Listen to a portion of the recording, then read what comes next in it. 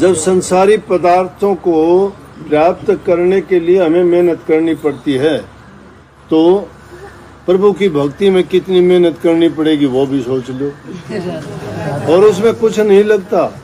और हम तो इस युग में तो संतों ने इतना छोटा बता दिया कि तुम सारे काम घर के करो, खुशी खुशी जीवन जियो, सब चीजों का जरूरत के मुताबिक उपयोग करो, लेकिन प्रभु के नाम को ना भूलो, जिससे सारे तुम्हारे काज सत्य हैं, सभी काम बनते हैं। उसके लिए समय जरूर निकाला करो। और जो नित्य प्रति नाम का चिंतन करता है, सुमरण करता है, अभ्यास करता है, ध्यान करता है, तो उसके पाप कर्म जो पहले के किए हुए हैं वो धुल जाते हैं और आगे के पाप कर्म होने बंद हो जाते हैं। क्योंकि वो गुरु की शिक्षा मान के उस रास्ते पे चलता है तो बुरे काम पाप कर्म से बच जाता है। तो आगे के लिए कर्म बनते नहीं, पिछलों को नाम की भक्ति करके वो उनसे अपना उज्जवल हो जाता है। इसलिए जरूर दोनों टाइम चाहे 10 मिनट का टाइम दिया करो। आगे आगे तो अपने आप आदत बन जाएगी। सब चीजों को भूलो, लेकिन जब भी तुम्हें कोई परेशानी होती है, कोई और चीज होती है, तो और ज्यादा टाइम लगा के देख लेना। जो प्रभु के नाम का जो गुरु ने तुम्हें दीक्षा दी है उसका सुमरण करते जाओगे, तुम्हारा वो चिंता अपने आप उसके साथ साथ झुलती चली जाएगी। नाम में बड़ी ताकत है, बड़ी शक्ति है।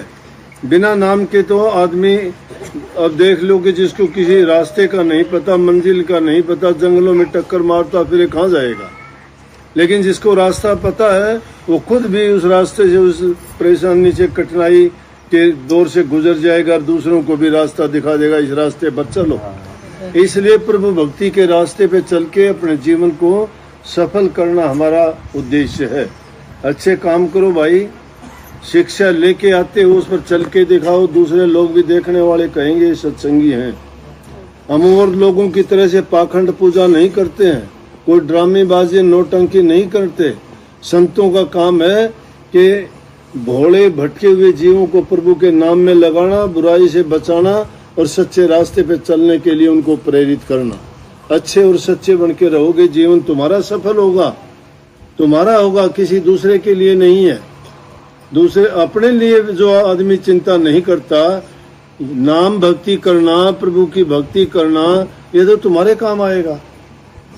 इसलिए जब कभी भी सत्संगियों में बैठते हो, घर में बैठते हो, नाम की चर्चा किया करो, भक्ति की चर्चा किया करो, प्रभु की गुणगान किया करो, अच्छी बातों के जिक्र किया करो, निंदा चुगली बुराइयों से बचा करो। जब कभी भी बैठो, अच्छे बात, अच्छे विचार जब तुम्हारे मन में होंगे, मन भी शुद्ध होगा, पवित्र होगा। और शुद्ध मन में ही शुद्ध चीजें उपजती हैं और जिनके मन में जो शुभ चीजें उपजती हैं वही हमारे इंद्रियों के द्वारा हमारे से शुभ कर्म करवाती हैं। जो मन में अगर बुराई भर जाती है तो मन ही बुरे काम करवाता है।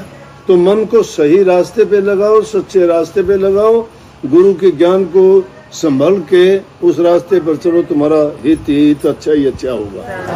सबको बहुत बहुत आशीर्वाद।